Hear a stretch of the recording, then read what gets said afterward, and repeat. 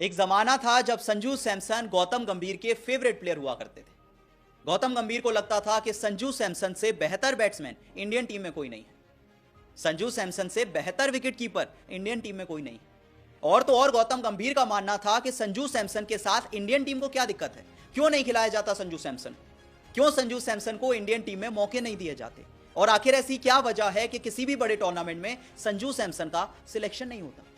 ये एक जमाने की बात है जब गौतम गंभीर इसी तरह की बातें किया करते थे। लेकिन आज जमाना भी बदल चुका है, आज तारीख भी बदल चुकी है, क्योंकि गौतम गंभीर खुद इंडिया के हेड कोच बन चुके हैं। लेकिन संजू सैमसन की वही कहानी है। संजू सैमसन को आज भी इंडिया में जगह नहीं मिलती, पहले भी नहीं मिलती थी। लेकिन पहले गौतम गंभीर हेड कोच नहीं थे, अब तो बन चुके हैं।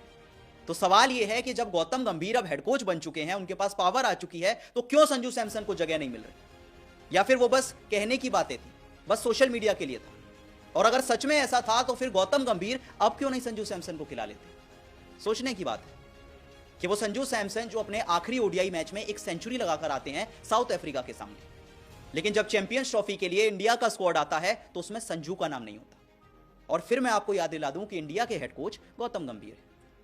जब से टीम इंडिया का चैंपियंस ट्रॉफी का स्क्वाड आया है और उसमें संजू का नाम नहीं है, गौतम गंभीर के कुछ ट्वीट्स वायरल हो रहे हैं। पहले मैं आपको इन ट्वीट्स के बारे में बताता हूं जो कि गौतम गंभीर ने बहुत पहले किए थे। पहला ट्वीट गौतम गंभीर ने किया जिसमें वो लिखते हैं कि मेरे हिसाब से संजू सैमसन सिर्फ इंडिया के सबसे बेहतरीन विकेट कीपर नहीं है, बल्कि वो इंडिया के सबसे बेहतरीन यंग बैट्समैन है।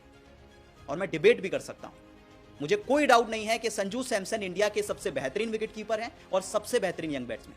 अब दूसरा ट्वीट बताता हूं। गौतम गंभीर लिखते हैं कि बड़ी हैरानी की बात है कि संजू सैमसन को इंडिया की प्लेइंग 11 में जगह क्यों नहीं मिलती, क्योंकि सिर्फ इंडिया में ही होता है।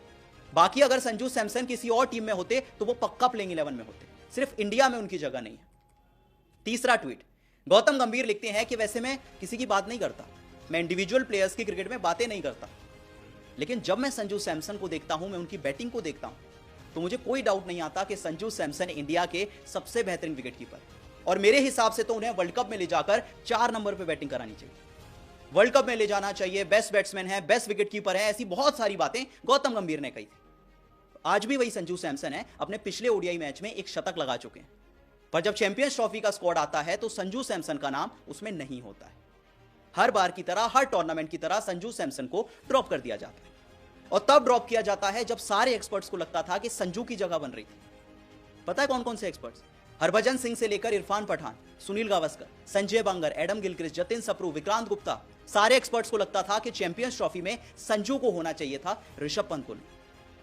संजू सैमसन पिछले 10 ओडीआईज में लगभग 400 रन बना चुके हैं, 392 टू बी प्रिसाइज, 65 का एवरेज है, 100 का स्ट्राइक रेट है, 350 बना चुके हैं। अब ऋषभ के स्टैट्स देखिए, पिछले 10 ओडीआई में उन्होंने 326 रन बनाए हैं, 36 का एवरेज है, 97 का स्ट्राइक रेट है, 350 है। मतलब संजू सैमसन का एवरेज 60 का है, ऋषभ पंत का 37 के आसपास का है। आपने एक ऐसे खिलाड़ी को छोड़ दिया है जो डबल एवरेज से खेलता है, और ऐसे खिलाड़ी को शामिल किया है जो कि आधे एवरेज से खेलता है। तो भाई साहब हैरानी तो होगी ना। वो संजू सैमसन जो पिछले 10 मैचेस में 60 का एवरेज लेकर आते हैं, जिनका ओडीआई करियर का एवरेज 56 का है, और तो और जब आखिरी बार ओडीआई खेले थे तो एक शतक बना चुके हैं, फिर भी आप बाहर कर देते हैं। और उससे भी ज्यादा हैरानी की बात है कि प्रेस कॉन्फ्रेंस में सिराज को लेकर सवाल होता है, करुण नायर को लेकर सवाल होता है, अर्शदीप को लेकर सवाल होता है, सबको लेकर सवाल होता है, सिर्फ संजू को लेकर सवाल नहीं होता। कहने को सारे एक्सपर्ट्स उन्हें टीम में लाना चाहते हैं, उन्हें 11 में देखना चाहते हैं, पर जब प्रेस कॉन्फ्रेंस हुई तो किसी ने संजू को लेकर सवाल नहीं पूछा।